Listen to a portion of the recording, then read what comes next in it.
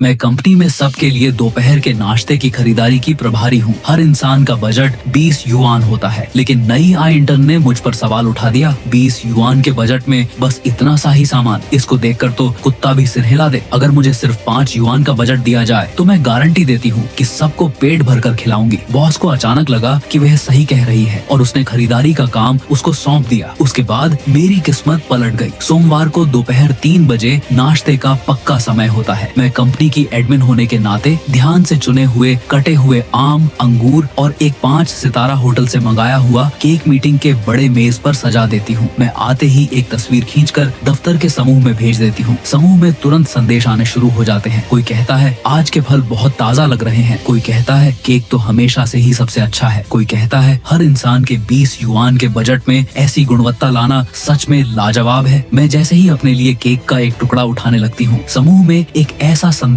आता है जो आंखों में चुभने लगता है। उसने एक तस्वीर जोड़ी थी जिसमें मेरी भेजी हुई तस्वीर को बड़ा करके आम की एक छोटी थाली और केक के कुछ टुकड़ों पर लाल घेरा बनाया गया था। क्या हमारी कंपनी में हर इंसान का 20 युआन का दोपहर का नाश्ता ऐसा होता है? मैं सीधे बात करती हूँ, बस इतने से फल और नाश्ता, बाजार में इसकी कीमत ही क्या होगी? सब समझ रहे हैं ना कि मैं किस तरफ इशारा कर रही हूँ। मुझे पता है कंपनी अभी पैसों की बचत कर रही है, तो हम कर्मचारियों को कंपनी का दर्द समझना चाहिए। अगर कंपनी मुझे सिर्फ 5 युआन का बजट दे तो मैं कल सबका पेट भरवा दूंगी। फल जितने चाहे खाओ, नाश्ता जितना चाहे खाओ। कंपनी के दोपहर के नाश्ते में गुणवत्ता और साफ सफाई मुख्य होती है। मैं जहाँ से लेती हूँ वह सब पंजीकृत नियमित विक्रेता हैं। उनके पास रसीद और गुणवत्ता जांच की रिपोर्ट होती है। यह विचार बहुत अच्छा है। नई पीढ़ी में ऐसी ऊर्जा और पैसों की बचत की समझ होनी चाहिए। आजकल बाजार के हालात ठीक नहीं है, हमें पैसे बचाने चाहिए। 20 युआन थोड़ा ज्यादा है। आपके इस भरोसे के लिए बहुत बहुत धन्यवाद। मैं आपके विश्वास को टूटने नहीं दूंगी। अगले हफ्ते से कंपनी का दोपहर का नाश्ता खरीदने की जिम्मेदारी मेरी होगी। बजट फिलहाल 5 युआन तय किया गया है। जो लोग अभी थोड़ी देर पहले मेरी तारीफ कर रहे थे वे सब अब अचानक सब भूल गए। किसी ने मेरे समर्थन में एक शब्द नहीं बोला। मैंने जो लंबा स्पष्टीकरण लिखा था उसे एक एक शब्द करके मिटा दिया। जैसे ही दफ्तर की छुट्टी का वक्त हुआ, मैं सबसे पहले कंपनी से निकली और तुरंत अपनी माँ की छोटी दुकान पर पहुंची। यह वही दुकान थी जिसे मेरी माँ पिछले 20 साल से चला रही है। आज इतनी जल्दी छुट्टी हो गई? बेटा, तुम्हारा चेहरा इतना उतरा हुआ क्यों है? क्या दफ्तर में कुछ गड़बड़ हुई? कोई बात नहीं, अगर वहाँ मन न लगे तो दुकान संभाल लेना। यह छोटी दुकान तुम्हारा खर्च उठा सकती है। तभी दुकान के बाहर एक आवाज आई, दुकानदार जी, आपकी दुकान में यह तीखी पट्टियाँ और थोक में कैसे मिलती हैं? एक पैकेट कितने का है? मैं हैरान रह गई, ये यहाँ कैसे आ गई? यह रास्ता कंपनी से काफी दूर था। बेटा,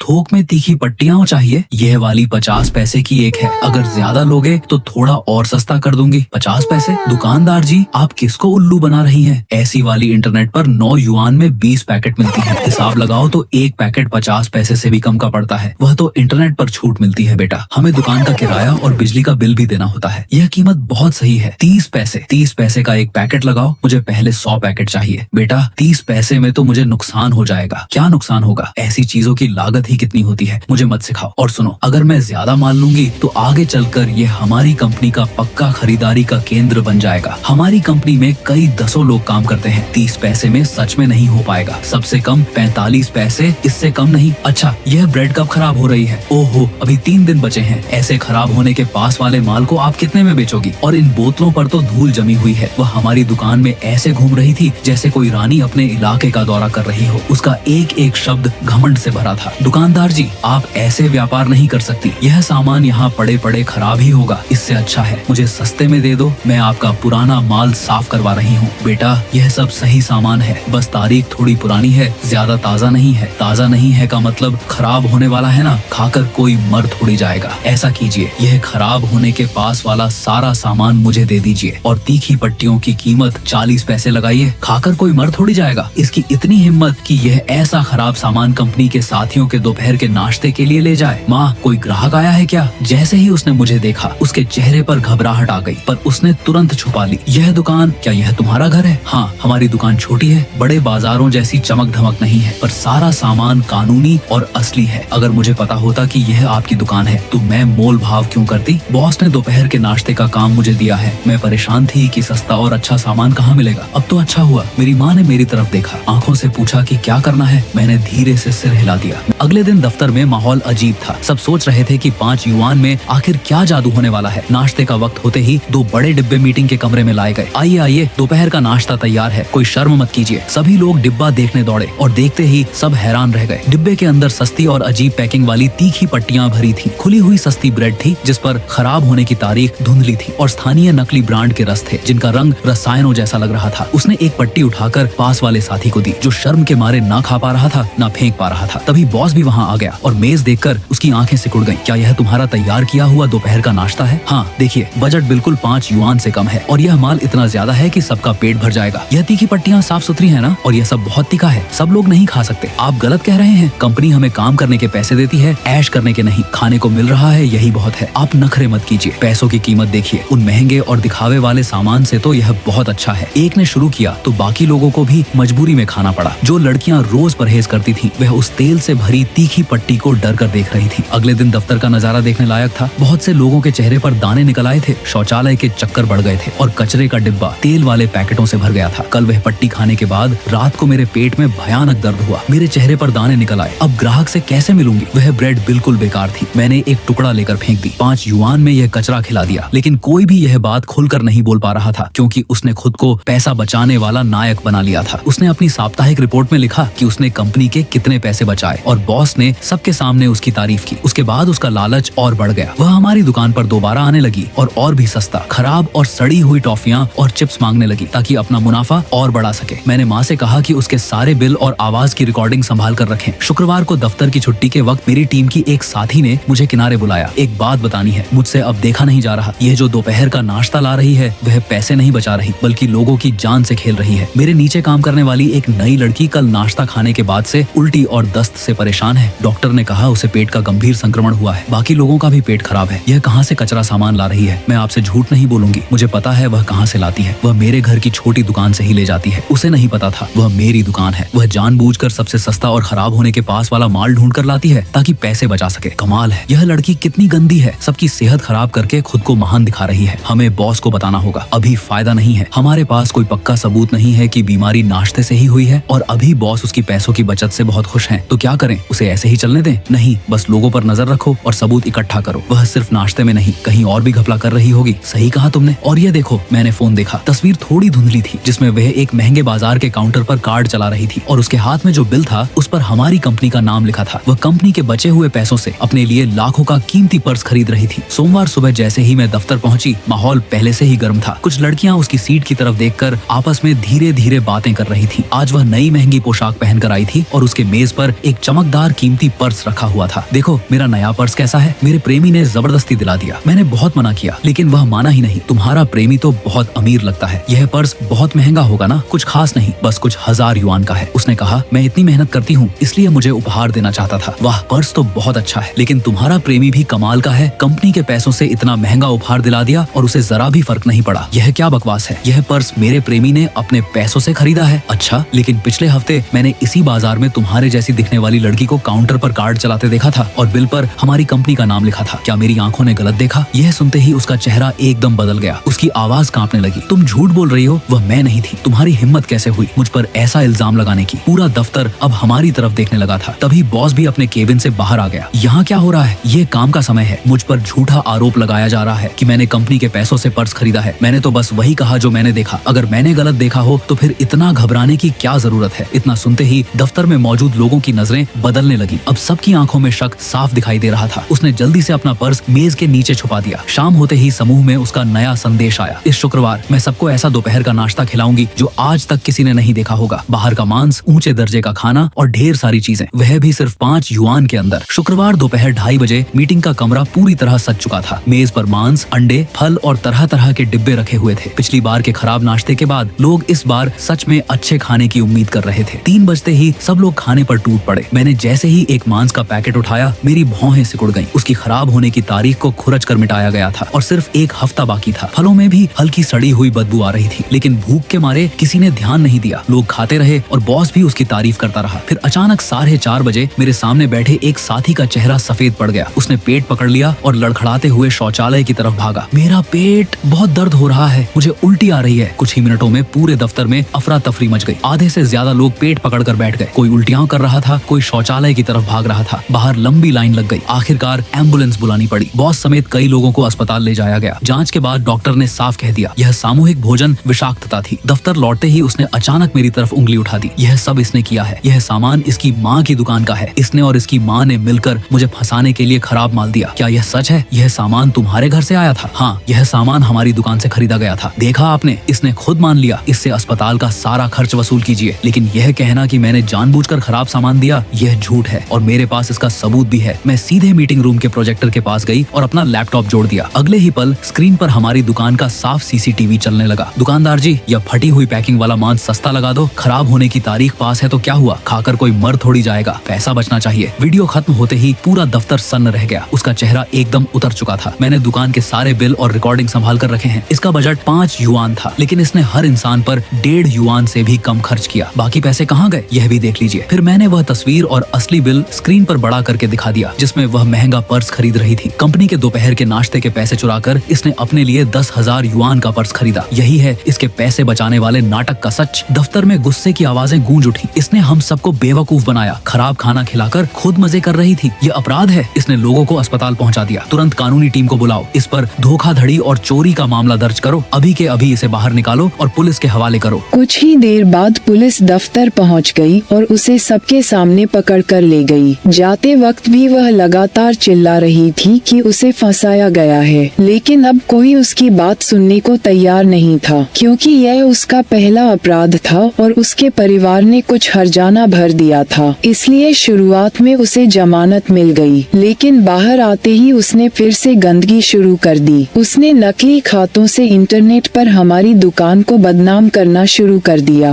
हर जगह झूठ फैलाया जाने लगा कि हमारी दुकान खराब सामान बेचती है। इतना ही नहीं, वह रोज दुकान के बाहर आकर हंगामा करने लगी। एक दिन वह गुस्से में दुकान के अंदर घुस आई। माँ ने उसे रोकने की कोशिश की तो उसने जोर से धक्का दे दिया। माँ पीछे की तरफ गिर गईं। उनका सिर दीवार से टकराया और उसी वक्त उन्हें गंभीर दिल का दौरा पड़ गया। मैं घबरा गई। तुरंत एम्बुलेंस बुलाकर उन्हें अस्पताल पहुंचाया गया। डॉक्टर ने बताया कि अगर थोड़ी भी देर हो जाती तो जान जा सकती थी। उस रात मैं अस्पताल के बाहर बैठी थी और पहली बार मेरे अंदर का गुस्सा पूरी तरह फूट पड़ा। मैंने तय कर लिया कि अब इसे किसी भी हालत में नहीं छोड़ूंगी। अगले ही दिन मैंने इंटरनेट पर एक सीधा प्रसारण शुरू किया, जिसका नाम था दुकान का असली सच। शुरुआत में कुछ लोग जुड़े, लेकिन धीरे धीरे लाखों लोग देखने लगे। मैंने पिछले 3 साल के सारे कानूनी बिल, गुणवत्ता प्रमाण पत्र और दुकान के रिकॉर्ड सबके सामने रख दिए। फिर मैंने एक एक करके सारे सीसीटीवी चलाए जिनमें वह खुद खराब सामान मांग रही थी, सस्ती चीजें खरीद रही थी और पैसे बचाने के नाम पर घटिया माल उठाकर ले जा रही थी। तभी अचानक दुकान के बाहर रहने वाले पड़ोसी, बच्चे और उनके माता पिता कैमरे के सामने आकर खड़े हो गए। हम इस दुकान से पिछले 20 साल से सामान खरीद रहे हैं। हमारे बच्चे यही खाना खाकर बड़े हुए हैं। ये दुकान हमेशा साफ और ईमानदार रही है। झूठ बोलने वाली वही लड़की है। उसने लालच में आकर सबकी जिंदगी खतरे में डाल दी। ये सीधा प्रसारण पूरे देश में फैल गया। अगले ही दिन लोगों का गुस्सा पूरी तरह उसके खिलाफ हो चुका था। इंटरनेट पर उसका असली चेहरा सबके सामने आ गया। सोमवार को जैसे ही मैं दफ्तर पहुंची, बॉस ने मुझे अपने केबिन में बुलाया। तुम्हारी माँ के इलाज का पूरा खर्च कंपनी उठाएगी, हमें माफ कर दो। हम उसके झूठ में आ गए थे। कंपनी ने उसके खिलाफ धोखाधड़ी का मामला और मजबूत कर दिया है और इस मुश्किल समय में शांत रहकर कंपनी को बचाने के लिए हम तुम्हें प्रशासनिक उप निदेशक नियुक्त करते हैं। साथ ही तुम्हारी तनख्वाह 50% बढ़ाई जाती है। कुछ महीनों बाद अदालत में सुनवाई शुरू हुई। अब वह पहले जैसी घमंडी लड़की नहीं रही थी। उसका चेहरा कमजोर और बिखरा हुआ लग रहा था। फिर भी वह लगातार चिल्ला रही थी कि यह सब एक जाल था। लेकिन अदालत भावनाओं से नहीं, सबूतों से चलती है। अंत में न्यायाधीश ने फैसला सुनाया। धोखाधड़ी, मानहानि और जानबूझकर चोट पहुंचाने के अपराध में 2 साल और 3 महीने की जेल की सजा सुनाई जाती है। साथ ही पीड़ित परिवार को 1,58,000 युआन का हर्जाना दिया जाएगा। फैसला सुनते ही वह पूरी तरह टूट गई। उसका करियर, उसकी इज्जत और उसका भविष्य सब खत्म हो चुका था। कुछ समय बाद माँ पूरी तरह ठीक होकर घर लौट आई। हमारी दुकान अब इंटरनेट पर मशहूर हो चुकी थी। मैंने दुकान को नया रोक दिया। घर बैठे सामान पहुंचाने की सेवा शुरू की और धीरे धीरे उसे एक बड़ा नाम बना दिया। अब हमारी जिंदगी पहले से कहीं ज्यादा शांत और खुशहाल थी। और आखिर में मैंने एक बात सीखी, लालच इंसान को हमेशा बर्बादी की तरफ ही ले जाता है।